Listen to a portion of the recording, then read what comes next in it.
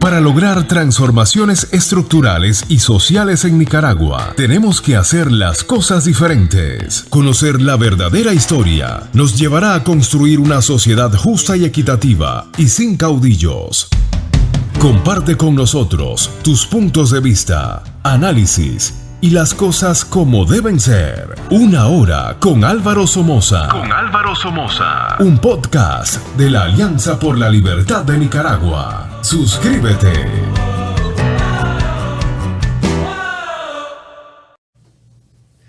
Buenos días, damas y caballeros. Buenas tardes. Siempre digo buenos días porque es la costumbre, pero este programa sale por las tardes. Amigos queridos nicaragüenses, hoy les tenemos una sorpresa fantástica, pero antes de nada quiero darles la bienvenida al nuevo programa Una Hora con Álvaro Somoza. Como saben, aquí les decimos solo la verdad. Y eso es importante porque el sandinismo se ha dedicado a tergiversar la historia de Nicaragua, a cambiar las relaciones de personajes históricos y, por supuesto, a mentir a lo descosido para el bienestar de esa dictadura. Les agradezco de antemano el tiempo que nos dan para estar en este programa a esta hora y, por supuesto, siempre les pido que, por favor, se suscriban al YouTube, al canal Una Hora con Álvaro Somoza. Es de mucha importancia. Hoy, como les dije, vamos a tener un interesantísimo conversatorio. Este conversatorio es con una persona que yo quiero mucho, acerca de tópicos de mucha importancia para todos los nicaragüenses. Me va a acompañar un historiador, un sociólogo, un escritor, un educador y un gran amigo. Conmigo, ya se imaginan ustedes quién es, el exministro de Educación Pública de Nicaragua, el doctor Humberto Vélez Pereira. Así que ya de por sí le doy la bienvenida. Doctor, ¿cómo está usted? Muy buenos días y muy buenas tardes. Muy buenos días, Álvaro, y de nuevo un gran gusto estar con vos y con tu audiencia. Muchísimas gracias. Les quiero dar un poquito, este no es parte de la serie que nosotros hacemos con relación a la historia real de Nicaragua, vivirla y describirla y esclarecerla. Este es un programa con relación a los tópicos que nos atañen, que son muy importantes, tanto la elección en Venezuela como la situación muy terrible que está perdurando en Nicaragua, es la persecución de la dictadura en contra de la Santa Iglesia Católica. Bueno, la verdad es que es todas las iglesias, todo el cristianismo, porque hoy me informaron temprano que todos las ONGs, más de 1.500 ONG han sido eliminadas, su charter, su derecho de existir, lo han cancelado. La hípica, todas las organizaciones evangélicas, todos están cancelados, y ese es uno de los tópicos que vamos a conversar, además de la política. Yo quisiera, el doctor Vélez y yo platicamos acerca de estos tópicos, y una de las cosas que creo que es importante, ¿qué lecciones se puede sacar, doctor, o pueden sacar los nicaragüenses de las actuales elecciones y actuaciones de la dictadura Maduro en Venezuela? ¿Cómo se relacionan a la situación de Nicaragua? Bueno, una lección para la oposición nicaragüense es la virtud que tiene el saberse unir. Uno de los éxitos que tuvo la oposición venezolana, encabezada por María Corina Machado, fue que logró unir prácticamente a todos los partidos opositores en un solo bloque. Y luego tuvo ella la dignidad de, a pesar de haber sido excluida de la boleta electoral y no hacer las maletas y decir, bueno, pues me voy, aquí no hay nada que hacer, tuvo la humildad de promover a otro candidato y ella estar detrás solamente empujando a que el pueblo votara por ese candidato. O sea, el mensaje de la unidad es muy importante. También cómo se prepararon para las elecciones, ¿no? Concienzudamente cómo prepararon el conteo de las actas, los comanditos que le llamaron, que eran miles de venezolanos, con la tarea de revisar las actas y estar en las juntas electorales. Ahora, otra lección potencial que nos puede dar lo de Venezuela, y eso es más, digamos, preocupante, triste, y es que este tipo de dictaduras son sumamente difíciles de remover a través de los medios pacíficos. No sabemos todavía cuál va a ser el desenlace de la actual situación de Venezuela. Hay una alta probabilidad que contra viento y marea Maduro va a aplicar la receta nicaragüense de aplastar totalmente la oposición y, a sabiendas de que es impopular, a sabiendas de que robó, pues quedarse ahí con el poder de los fusiles. Si esto llega a suceder y ya al cabo de un tiempo, después de enero, se vio que fue imposible quitarlo del poder, pues va a ser un mensaje para los que creen que la solución es la resistencia pacífica, un mensaje de un baño de realidad brutal de que no es tan fácil o es casi imposible, ¿no? Este tipo de regímenes son muy difíciles de remover a través de métodos pacíficos, porque no tienen ningún escrúpulo y están exclusivamente asentados en el poder de las armas. Muy valiosa tu opinión. Yo creo que has tocado en un tema muy importante, que es la dificultad de la unidad.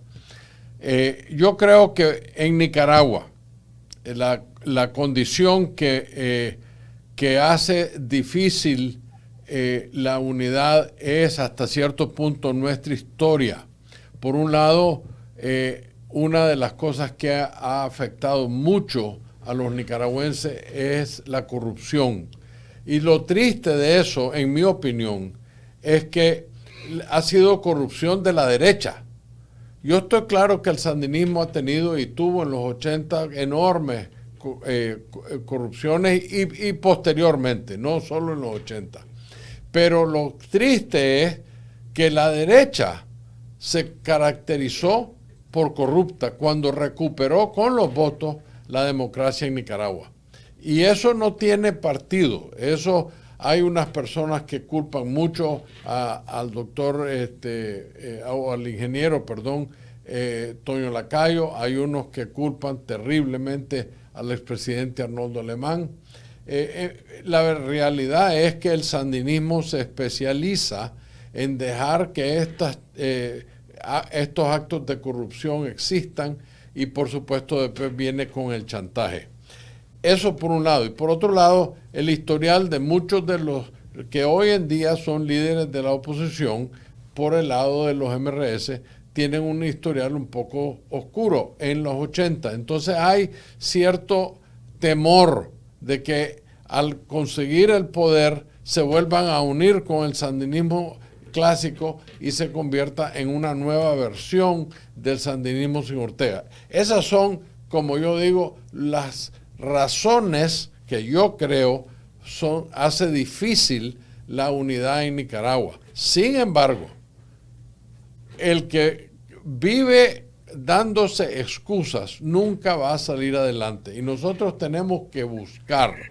Yo no estoy diciendo nada más que tenemos que buscar la forma de apartar del centro de nuestro esfuerzo esos prejuicios. De alguna manera, yo no estoy diciendo qué hacer, solo el concepto tiene que existir de apartar las excusas y las razones que nos detienen de unirnos. Porque como bien dijo el doctor, es absolutamente correcto que el ejemplo más grande que recibimos de María Corina es su gran humildad y liderazgo en saber que si no hay unidad, no hay nada.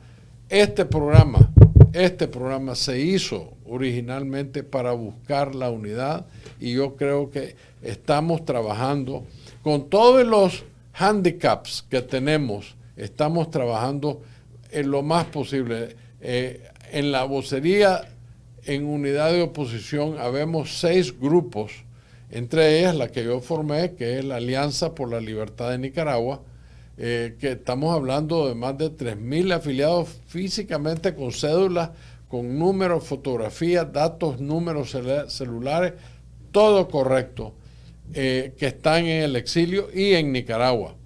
Entonces, estamos tratando de darle el vehículo a los nicaragüenses para esa unidad.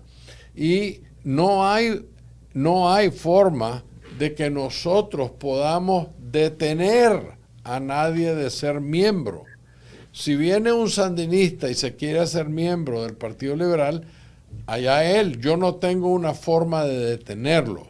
Claro, va a estar en absoluta minoría y es probablemente que no lo haga.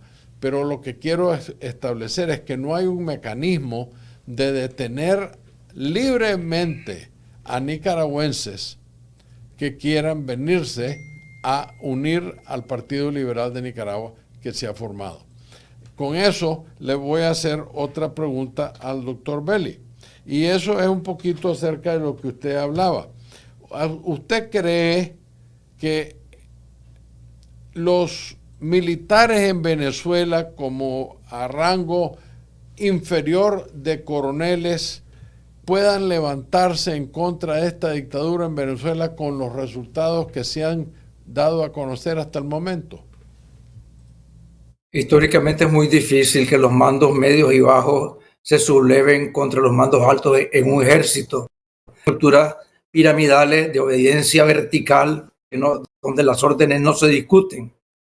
Hay evidentemente un gran descontento en los rangos medios y bajos, igual que lo hay en Nicaragua. Hay un gran descontento y hay grandes presiones, pero siempre esa cúpula de arriba que está corrompida, que está comprada, tiene una serie de mecanismos de control, de espionaje, que hacen difícil esa hipótesis de que los rangos bajos o medios se vayan a sublevar, aunque han habido casos raros en la historia donde sí ha ocurrido. Hasta cierto punto en Rumanía, parte del ejército se le volteó a Ceausescu, hartado ya de la dictadura y la tiranía tan prolongada de él, pero pues son casos muy raros.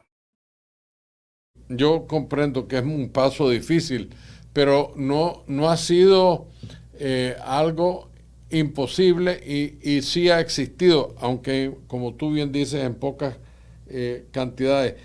Si es así,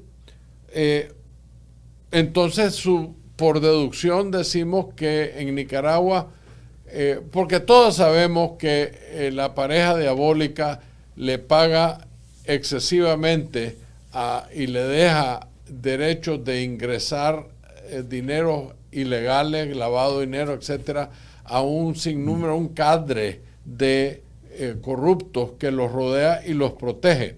La pregunta que le quiero hacer es, entonces, porque hoy en la mañana leí que al presidente de la Asamblea, al doctor Porras, le están comenzando, como decimos allá, montar la jugada, como le hicieron al que custodiaba al dictador Ortega.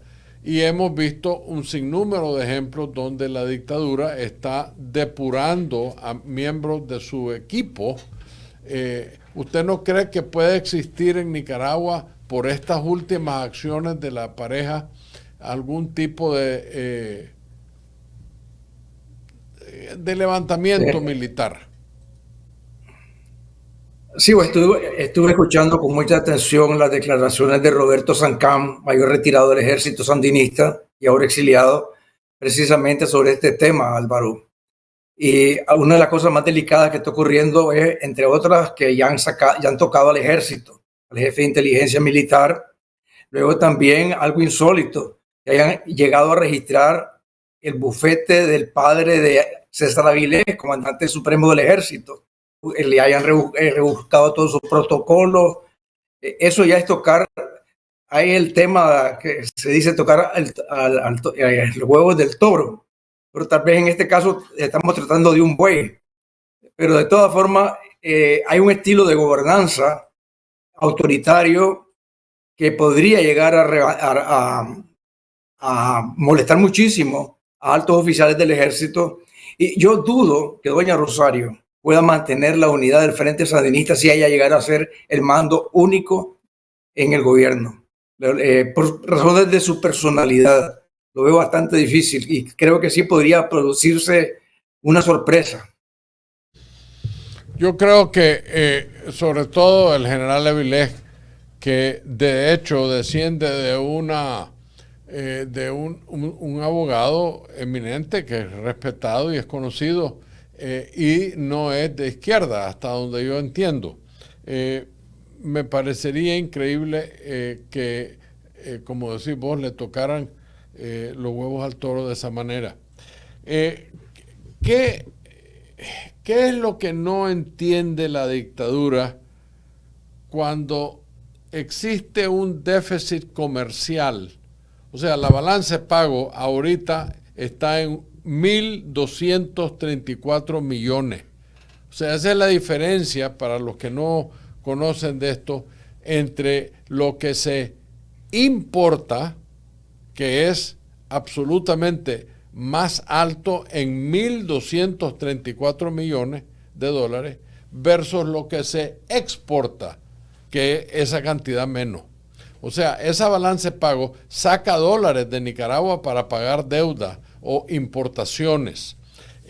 Entonces, no sé qué entiende la pareja desde el punto de vista administrativo del Estado, que su gobernanza como está, lo único que para salvar esa situación van a poner la maquinita en el Banco Central a producir billetes que únicamente devalúa la moneda y causa una inflación terrible, otra vez golpeando a la población. No es posible que esa situación se componga si no hay paz, si no hay comercio, si no hay el ambiente para invertir en Nicaragua. ¿Qué cree usted de esa situación, doctor? El problema no lo veo tan crítico desde el punto de vista macroeconómico. No soy economista, pero pues estamos conscientes de que las remesas exceden por mucho las exportaciones de Nicaragua, compensan cualquier desbalance en la balanza de pagos. Y esto es un chorro de reales, son 5.000, 6.000 millones de dólares que están circulando en las calles, que están animando al comercio, hacen que los centros comerciales y muchos restaurantes se mantengan llenos de gente. Se ven camionetonas y vehículos nuevos por todas las calles de Managua. Es decir, no hay una situación de crisis económica gracias a la remesa. Sí, hay un congelamiento de las inversiones, sobre todo extranjeras, pero hay gente que dentro del país, sí, aprovechando este ambiente de circulación de dinero y que con todas las trabas que está causando el fisco, con todo lo difícil que es predecir cómo se van a comportar las autoridades con los negocios, aún así hay cierta actividad, pero es producto casi exclusivamente de la remesa. Eso es el salvavidas de la economía nicaragüense y eso va a seguir funcionando por un tiempo. Más que va a seguir el éxodo nicaragüense al exterior, cosa que le conviene económicamente al gobierno porque le va a traer más divisas al país. Ahora, yo te digo que quiero quedarme en este tópico un poquito porque vos lo que nos has enseñado, aunque no sos economista, lo dijiste muy bien. De hecho, las remesas son casi 3 veces más de lo que son las exportaciones. Sin embargo, el problema persiste, Humberto, porque aunque hayan camionetones y haya movimiento comercial en los centros comerciales y hay pequeños inversionistas que están aprovechando ese ambiente, la realidad es que las exportaciones son la mitad o más o menos de lo que son las importaciones. Y entonces, el problema persiste. El hecho de que las remesas lo alivie no quita el verdadero problema, que es que el verdadero inversionista, el extranjero, incluso el doméstico grande, no va a exponerse a Nicaragua. Y ese es parte del problema que yo creo que le está haciendo daño a la economía, porque Castro aprendió el negocio de las remesas cuando exportó cientos de miles de Marielitos en los 80 a Miami.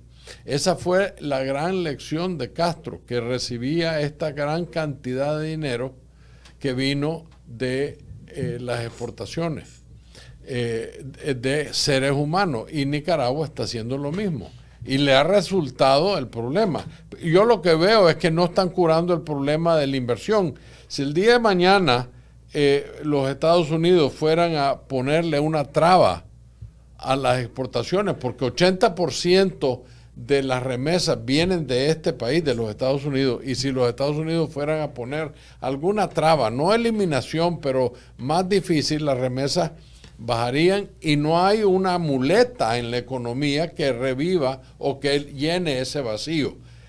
Por eso es que yo creo que es importante. Dígame una cosa, ¿qué piensa de las relaciones entre los gobiernos? Perdone. Sí. Te dice que la economía de Nicaragua yo no la veo en una situación crítica, pero sí la veo en una situación de estancamiento.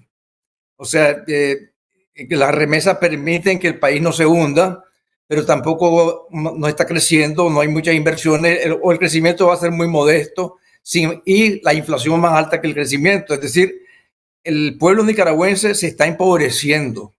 El costo de la vida sube más rápidamente que el aumento de los ingresos.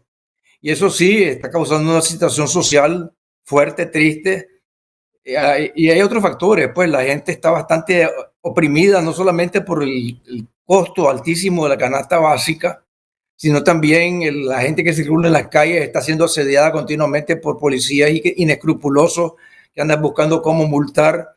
La gente que tiene pequeños negocios le crean continuamente problemas en las ventanillas del Estado con más requisitos, más impuestos. Hay un ambiente muy desagradable para el inversionista. Y esto significa pues que la economía nicaragüense no le ofrece al pobre ninguna esperanza de mejoría, ninguna. Y eso es bien importante, pues, más desde el punto microsocial que desde el punto macroeconómico. De acuerdo contigo. Y eso, un poquito de eso es a lo que yo me refería cuando quise tocar este tópico. No tanto el hecho de que las remesas es una buena muleta, es el problema a fondo, que yo conozco a decenas, vos también lo conocés, a decenas de personas que tienen miedo de hablar en este programa. Me han pedido que no los lleve a este programa porque tienen familia en Nicaragua. O sea que la represión es un problema real y está afectando la forma de comportamiento de los nicaragüenses. Claro, ese es parte del juego, ¿no? Sí, correcto.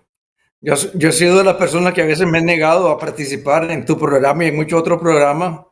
Ahora me siento un poquito más libre porque ya no tengo ningún hijo en el país. Pero lo terrible de la represión actual es que caen sobre tu familia también, no solamente sobre el culpable, sino sobre los parientes. Y habiendo dicho eso, y eso es un gran freno para que la gente se exprese con libertad. Claro, habiendo dicho eso, entonces, ¿qué tan sabia ha sido la política exterior hasta ahora el presidente Biden con relación a Venezuela?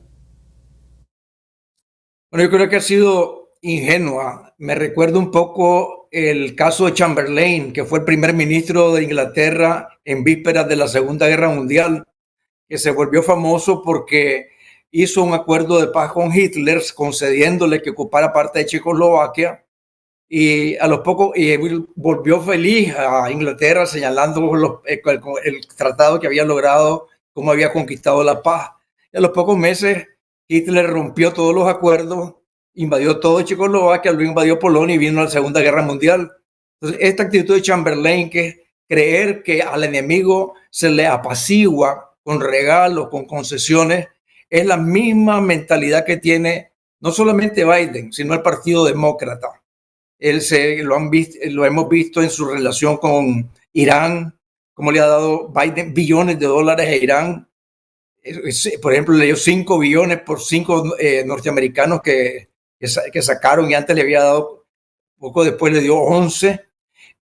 Siempre pensando apaciguar. Entonces, pensando apaciguar y ganar la buena voluntad de Maduro, le devolvió a Saab, le volvió a varios perseguidos por la Interpol, personas de alto nivel de delincuencia, y también le levantó varias sanciones con la esperanza pues, de que hubieran elecciones libres. No le impuso como condición para levantar las sanciones que permitiera la libre llegada de observadores internacionales, etcétera.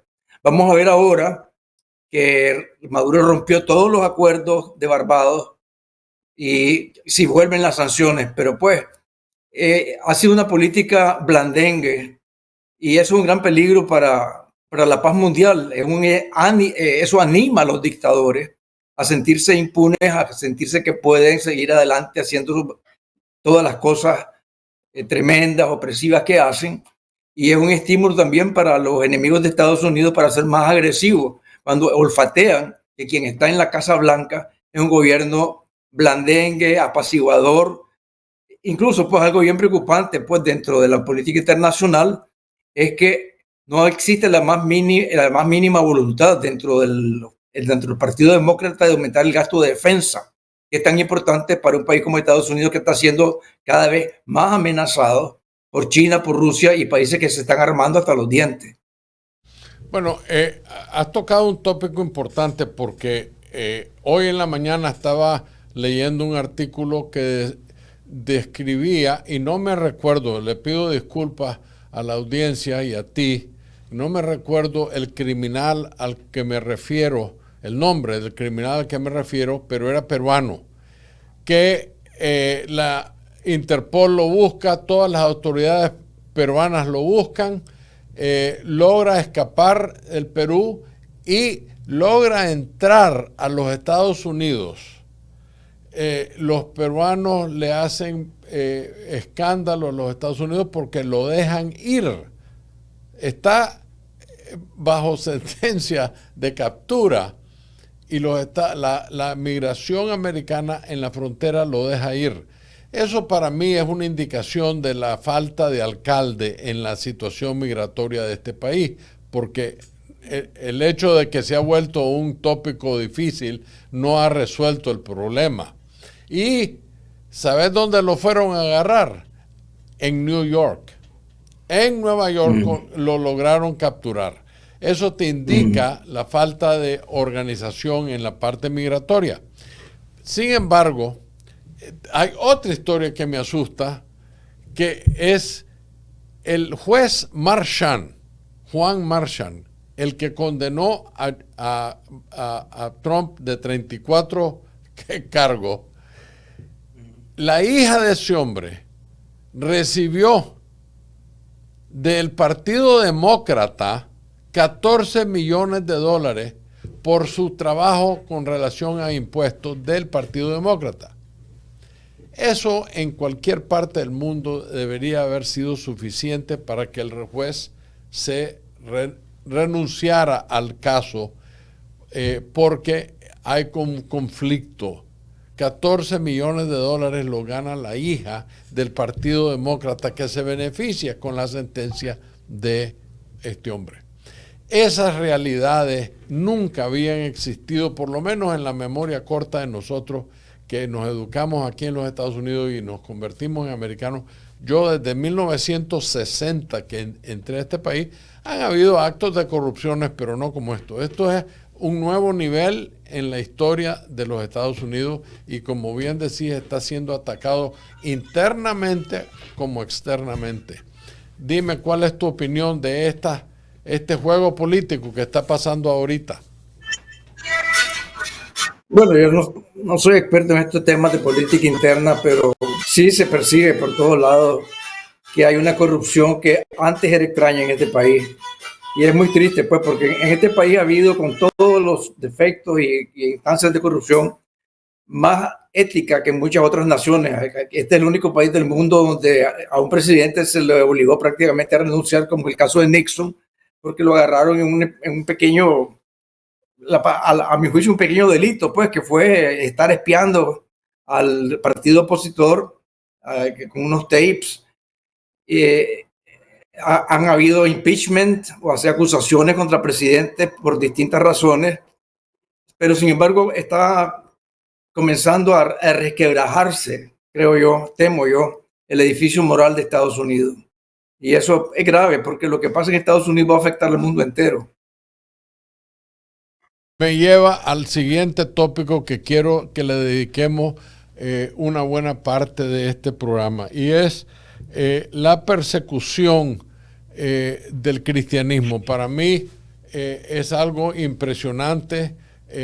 Claro está que yo no estoy obligando a nadie ni demando que sean de una religión o de otra, pero en la historia de Nicaragua muy pocas veces, pero muy pocas veces se ha conocido una persecución al cristianismo de cualquier índole, de cualquier secta, pero ahora es una campaña abierta y claramente declarada en contra de todo el cristianismo en Nicaragua. Entonces te pregunto, ¿cómo ves vos la posición de la dictadura y cuál es el propósito detrás, crees tú, detrás de esa persecución?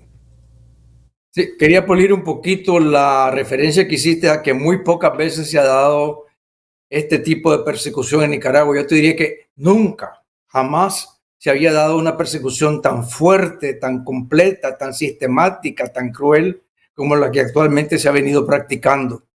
El presidente Zelaya persiguió a la iglesia, llegó un momento en que lo excomulgó el obispo Pereira y él en represalia lo expulsó del país junto con 23 sacerdotes. Y hubo un momento en, prohibió también el uso de hábito en las calles, dejó funcionar a ciertos colegios católicos, entre ellos la Asunción de León, donde mantuvo a sus hijas estudiando, pero hasta ahí llegó.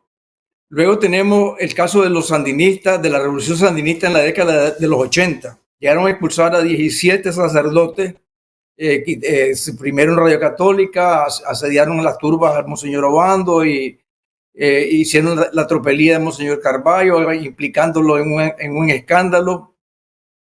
Pero no hubo el tipo de persecución que hay ahora. Lo que estamos viendo ahorita es sin precedente en la historia de Nicaragua. Jamás se había visto una persecución de este calibre, e incluso pudiéramos decir que en América Latina.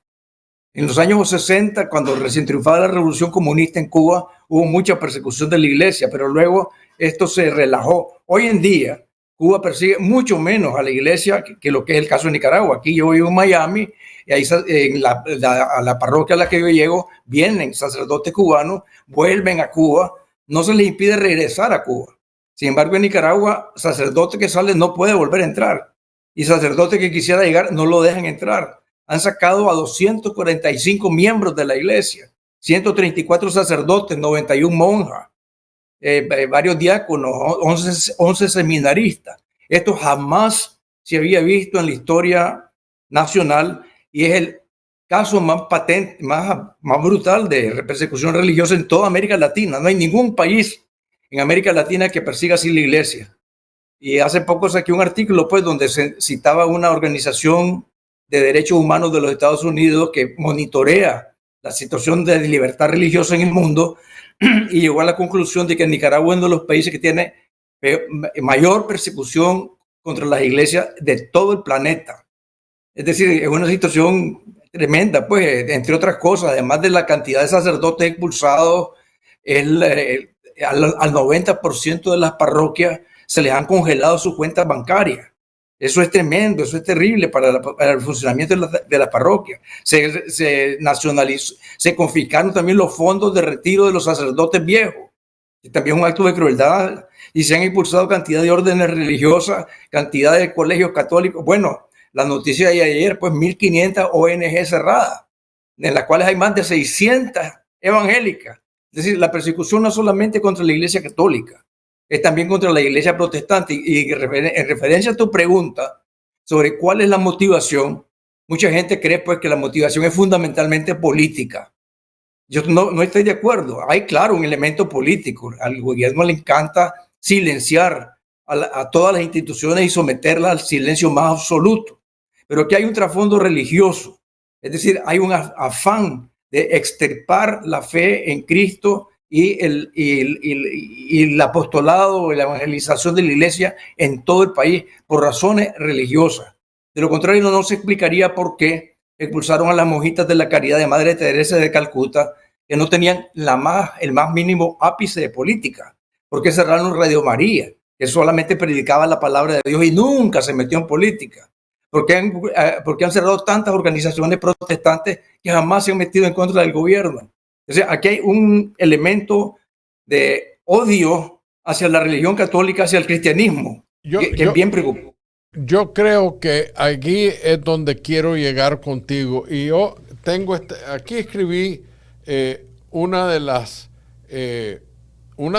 comentarios y preguntas. ¿No crees tú que la dictadura está siguiendo las actuaciones de Putin con relación al desmantelamiento de grupos religiosos? En Rusia, por lo menos en la Unión Soviética, no había libertad religiosa, pero permitían ciertas iglesias, creo que la griega, si no me equivoco, habían varias que tenían oportunidades.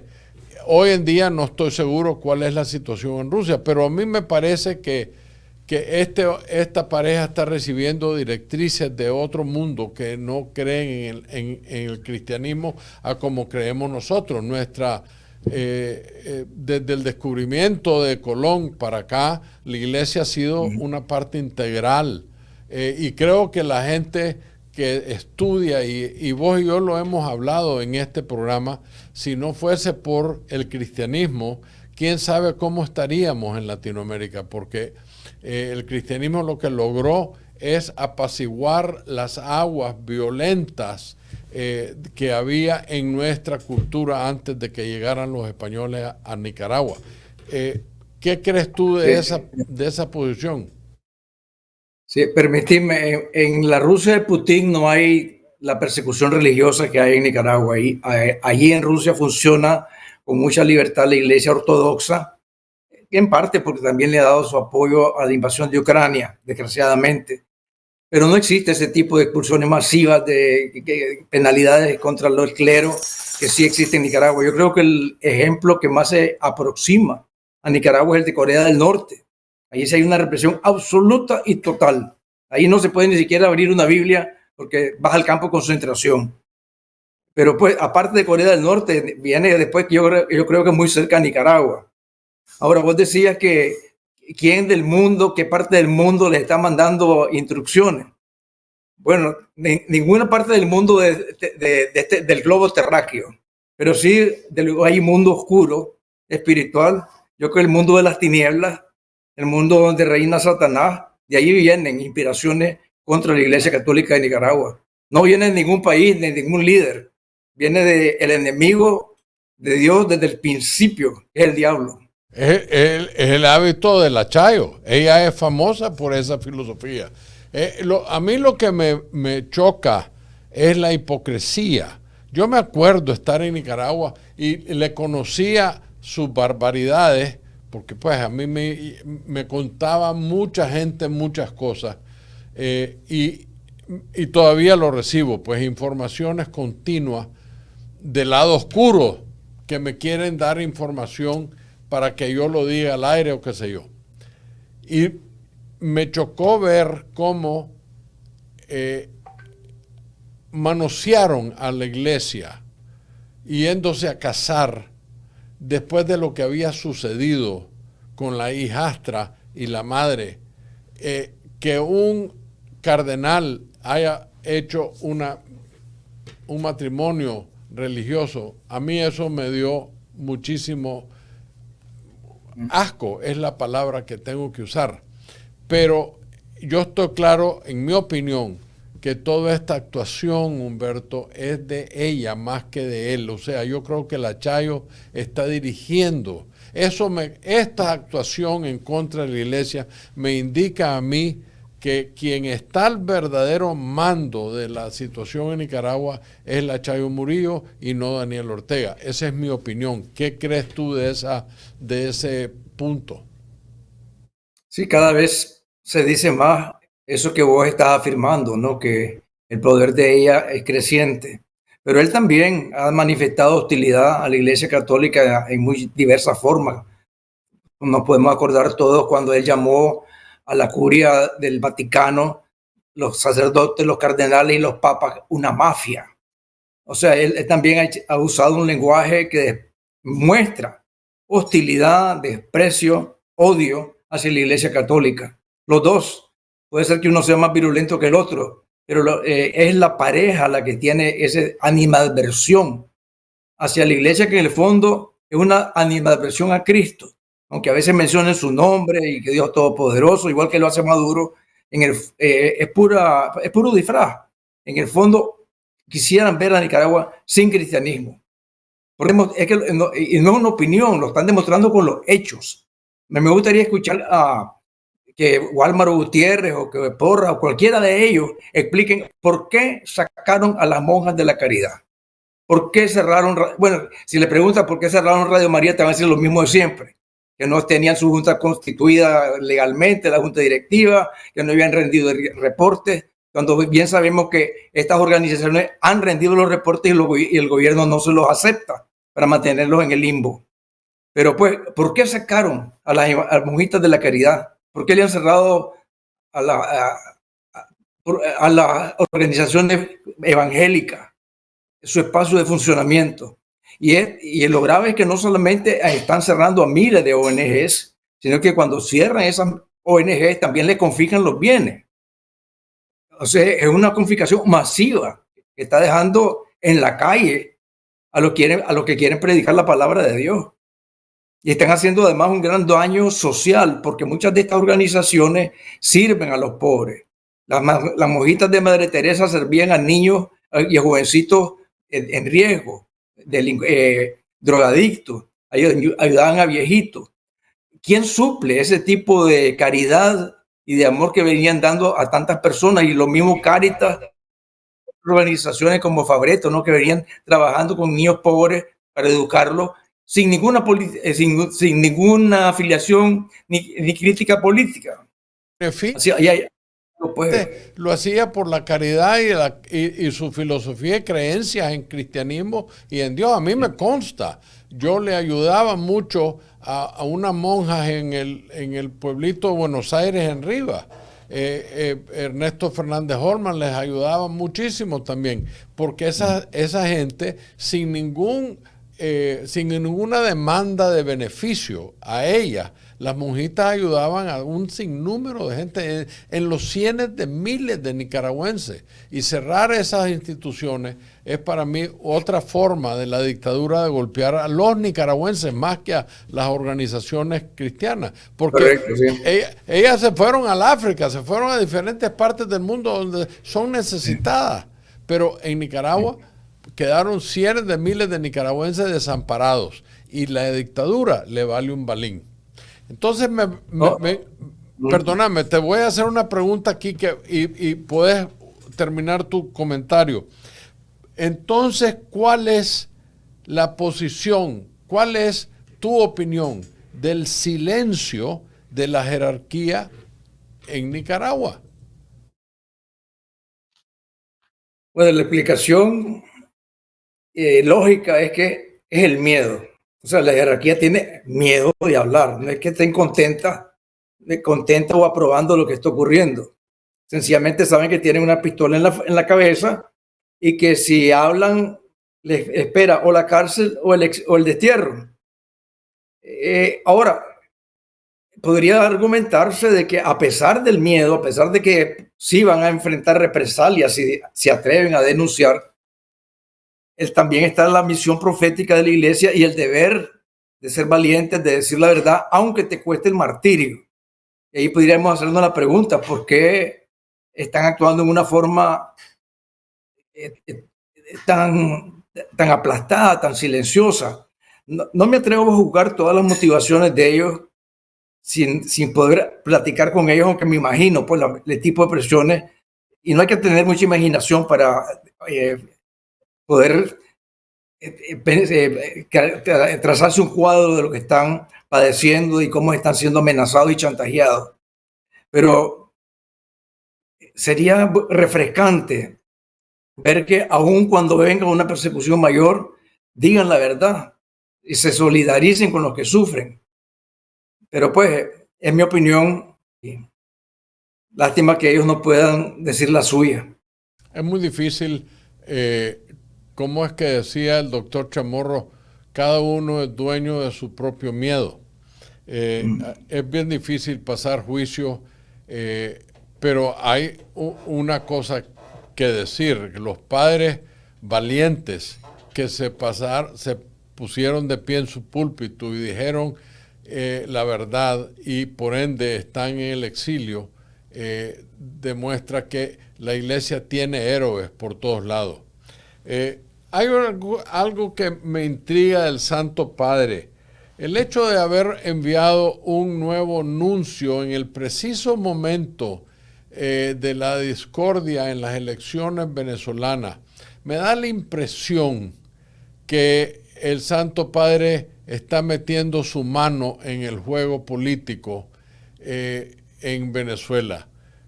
Yo al inicio reaccioné negativamente, tengo que confesarlo, pero ya pensándolo bien, creo que aquí el Santo Padre está decidiendo influenciar positivamente la situación en Venezuela. ¿Qué crees tú de esa situación? Podría ser, Álvaro. Es un caso, de nuevo, donde es difícil hacer juicio cuando uno los está viendo de largo. Según me informaron, no es que el nuncio fue a darle ningún beneplácito a Maduro por haber ganado las elecciones, sino que Maduro lo llamó al nuncio para entregarle sus credenciales. Y este nuncio, pues, que había llegado independientemente de las elecciones, no sé cuántos meses antes de las elecciones llegó a Venezuela, estaba esperando que el gobierno le diera sus credenciales. El gobierno lo llama para dárselas y fue. Quizá hubiera, él si ha negado a recibir las credenciales, esto posiblemente hubiera causado una ruptura con la Santa Sede. Entonces la Santa Sede puede ser que haya preferido la vía diplomática, mantener un camino de influencia. Por eso son temas bien difíciles de jugar de largo. Es lo que pasó un poco con el Papa Pío XII durante la Segunda Guerra Mundial y el nazismo, que muchos lo acusaron de que no denunciaba el nazismo abiertamente. Sin embargo, él por debajo le salvó la vida a millares de judíos a través de distintas maniobras, de distintas ayudas. Y sin embargo, en el nivel público se mantuvo bastante prudente, o tal vez a juicio de muchos, demasiado prudente. Pero son situaciones históricas bien complejas, donde es difícil opinar si uno no conoce muy bien todos los aspectos. Creo que has dicho una respuesta muy valiosa. Es bien difícil y a alguien que ha estado cerca, pero no involucrado necesariamente con situaciones difíciles políticamente hablando, yo te puedo garantizar que un presidente o un líder tiene siempre, como un malabarista, sopesar cada bola que tiene en el aire y el efecto que tiene ante la población. Es muy complicado y solo la persona que está en esa situación la puede resolver y puede expresar el verdadero sentimiento. Hombre, quiero volver un poquito a la cuestión de las elecciones. En el pasado cercano, cuando Guaidó,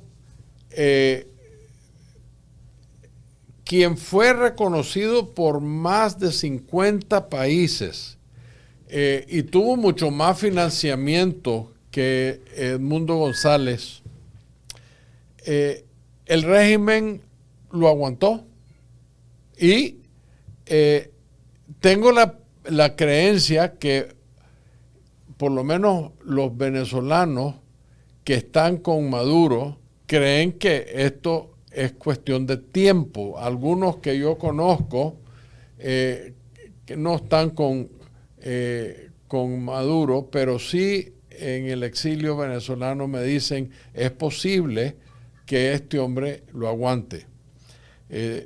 ¿Cuál es tu opinión? ¿Tú crees que el desconocimiento de más de 40 países entre la OEA, los europeos, podría ser que el régimen esté en peligro de caer? Quisiera creerlo, pero lo veo muy difícil, Álvaro, porque ya aguantó esta situación antes, puede volverla a aguantar. él siempre tiene, aunque su producción haya bajado muchísimo, siempre tiene petróleo que vender, tiene amistad con China. Con Rusia no es tan importante porque Rusia no tiene capacidad de ayudarle económicamente. China un poco más.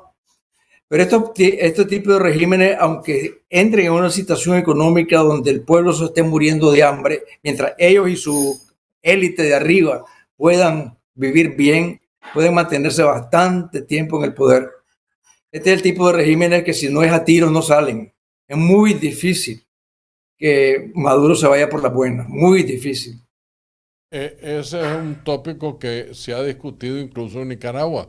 Estos regímenes totalmente despóticos han sido muy difícil de salir de ellos. Lo que pasó en 1990 fue algo que no, uno diría, los sandinistas permitieron cívicamente las elecciones. Mentira. Hubo una guerra que se llamó la contrarrevolución que los obligó a llegar ahí. No fue voluntariamente que lo hicieron. Entonces, lo que acabas de decir sigue siendo una verdad, que estos regímenes tan despóticos, tan terribles como son, requiere de algo tan terrible para sacarlo. Y eso me duele a mí porque es más vidas, tanto venezolanas como nicaragüenses y cubanas en todo caso. Hombre, dándole un poquito de vuelta ya en la recta final del programa, pensando en las elecciones que vienen ahorita en este país. He estado dándole mucho seguimiento.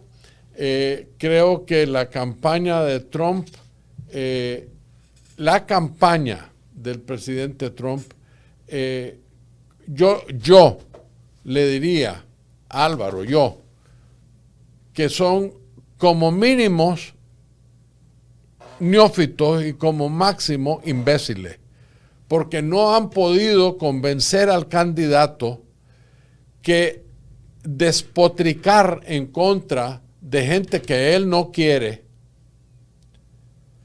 no le gana un voto y más bien fortalece el voto negativo en su contra.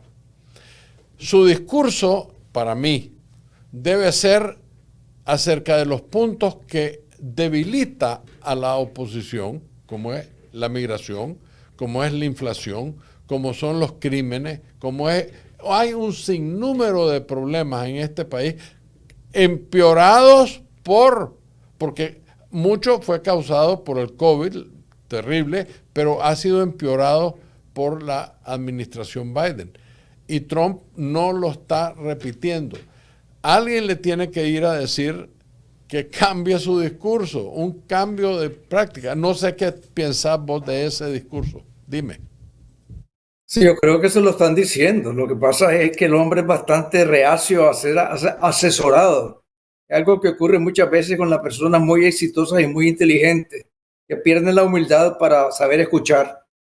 Porque, como vos decías, él tiene de sobra argumentos para demostrar el daño que Biden le ha hecho a la economía, el daño que Biden le ha hecho internacionalmente a Estados Unidos con su política exterior, el daño que le ha hecho con su política de frontera abierta y cómo él manejó esos temas mucho mejor. Con él la economía prosperó mucho, Estados Unidos era más respetado internacionalmente. Él tiene un arsenal de argumentos excelente para mostrar que él podría administrar mejor Estados Unidos nacional e internacionalmente que Kamala con Walz, que probablemente van a ser un desastre en ese aspecto.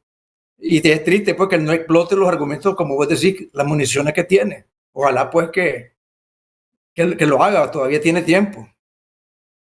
Tenés absoluta razón. Yo creo que él es el difícil, aunque te voy a decir, el jefe de campaña y el grupo de asesores tienen una influencia seria en él y él se debe dar cuenta que si no les hace caso se pueden ir, echándole más huevo en la cara al presidente. Yo creo que Trump, no hay duda que es un tipo muy dogmático y difícil. Ahorita acaba de suceder, hay una periodista que se llama Peggy Noonan que no lo quiere a Trump y dijo una declaración que algo positivo de la Kamala Y terminó su intervención diciendo que de todas maneras, encima de todo, la Kamala es más bonita que Trump. Entonces Trump en su discurso se fijó en ese comentario. De todos los comentarios que pudo haber respondido, se fijó en ese comentario. Y dijo, un momentito, yo estoy en desacuerdo. Yo creo que yo soy más galán que la Kamala.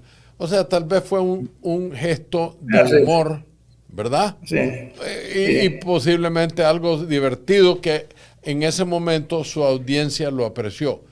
Pero el principio es que se fije en ese detalle. En vez de otros, como vos decís, tiene un armamento completo de tantas cosas que pudiera decir. Ese mismo argumento de la Peggy Noonan, bueno, será muy galana doña Kamala, pero es un desastre administrativo. O sea, tenía para buscar la salida, y creo que el ego de Trump, y eso viene con su juventud. El hijo de millonario tienen un sentido de entitlement, de derecho, que hace... Por eso los empresarios nunca se han metido a la política, porque los desbaratan. Pero bueno, estamos llegando al final del programa y solo quiero hacerte una observación.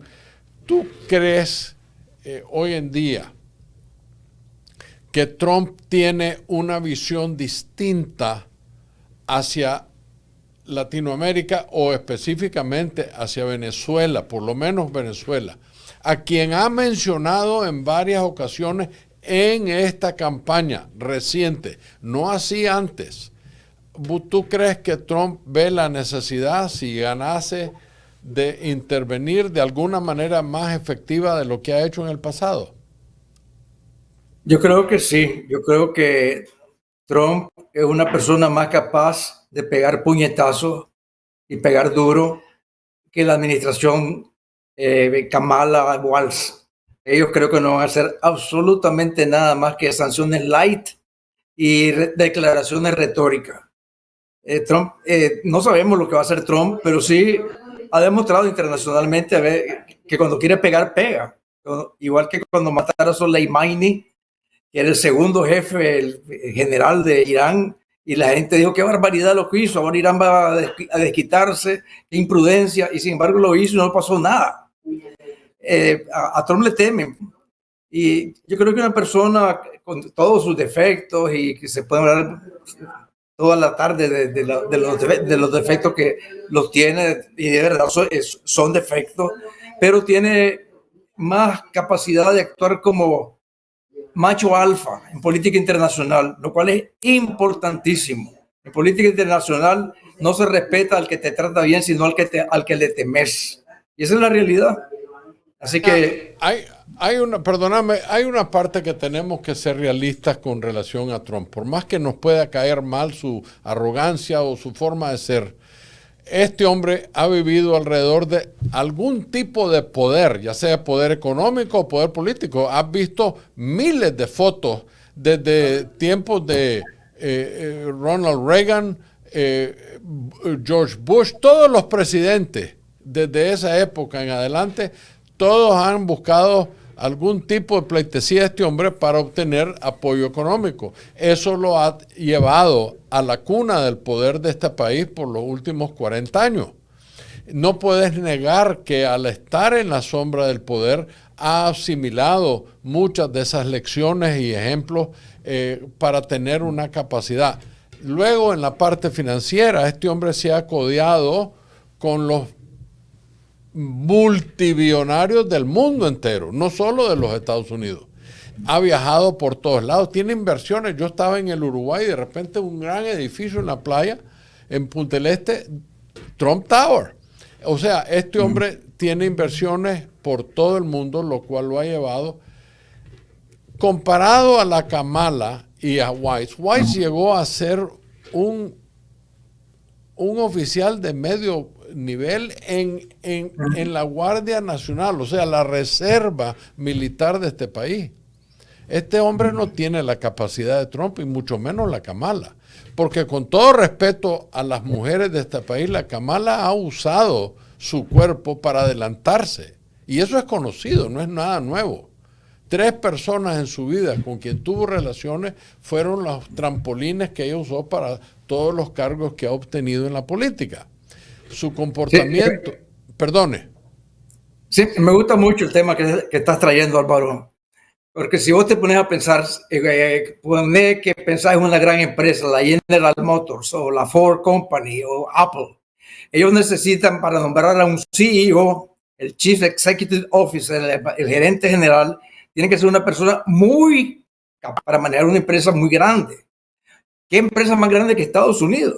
Estados Unidos es una empresa inmensa con 1000 complejidades, 1000 desafíos nacionales e internacionales. Necesita un CEO de mucha capacidad. Y Trump, con todos sus defectos, ha mostrado con su éxito en Nueva York y su éxito en los negocios que es una fiera para defenderse, para negociar. Hay un dicho hay una canción que vos la conocés, New York, New York. If you make it here, you can make it anywhere. Y vos triunfás en Nueva York, podés triunfar en cualquier parte del mundo. Entonces, esa persona que sabe negociar, que sabe hacer inversiones bien complejas, defenderse de los bancos, de los impuestos, etcétera, tiene muchas capacidades para defender los intereses de Estados Unidos nacional e internacionalmente, cosa que ni remotamente lo tiene ni Kamala, que no tiene ninguna experiencia, que no sé si alguna vez en su vida ha pagado una planilla, y Walz también tampoco, pues. Entonces, desde el punto de vista exclusivamente de eficiencia administrativa o ejecutiva, yo confío más en una persona que ha manejado muchísimos negocios que una persona que no lo ha hecho. Yo leí la semana pasada tu editorial muy claro, lo leí al aire en el programa de la semana pasada porque lo dijiste más claro no canta un gallo, y ese programa yo lo dije. Se están engañando aquellos que creen que porque me cae mal Trump no voy a votar por él, porque por lo que van a votar, o si dejan de votar, desperdician el voto por gente que va a arruinarnos la vida económica y físicamente. Yo creo que este es un llamado a atención a todos los nicaragüenses americanos que ven este programa, que pueden votar, no desperdicien su voto. Aquí solo hay una escogencia y ese es Trump. Nos guste o no nos guste su forma de ser, como hemos descrito aquí, es el hombre que tiene la capacidad de administrar en este momento en nuestra historia el país que está siendo acosado por muchos países alrededor del mundo. No necesitan a unos apaciguadores como son los demócratas, y han probado ser desastrosos. Hemos llegado al final del programa. Te extiendo un par de minutos para cualquier comentario que quieras hacer, Humberto, por favor. Con eso cerraríamos el programa. Gracias, Álvaro. Quería añadir algo que estaba fuera del tintero, pero que es bien importante, y es el tema del aborto. El aborto es algo abominable porque es destruir seres humanos en el vientre de su madre. Y el caso de Kamala y Walz es que ellos no ponen ninguna restricción. Hay gente que dice, bueno, yo estoy en contra del aborto, pero lo deberían de permitir en las primeras 6 semanas. Ellos quieren permitir el aborto hasta el 9º mes, hasta el momento de nacimiento. Cuando para lograr un aborto tenés que desmembrar a la criatura, sacar los bracitos desbaratados, las piernas con objetivos punzantes, en un cuadro sangriento, chocante. Y esta gente, igual se lo ha demostrado en su estado, no ponen ninguna restricción de edad y del feto para legitimar el aborto. Y no solamente lo permiten, lo quieren financiar. Eso para mí pues es una diferencia abismal entre los dos candidatos.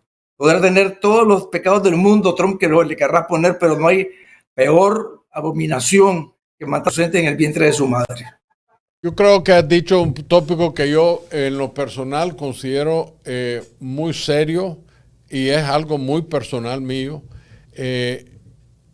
Yo lo dije la semana pasada en mi programa, que eso que acabas de repetir vos, llevar a una criatura que está viva en el vientre de su madre, que lo tienen que matar para poderlo sacar del vientre de la madre. Le tienen que cortar los brazos, las piernas, la cabeza, el cuerpo, para que pueda salir de ese vientre. Eso es un crimen aquí y en Cafarnaún.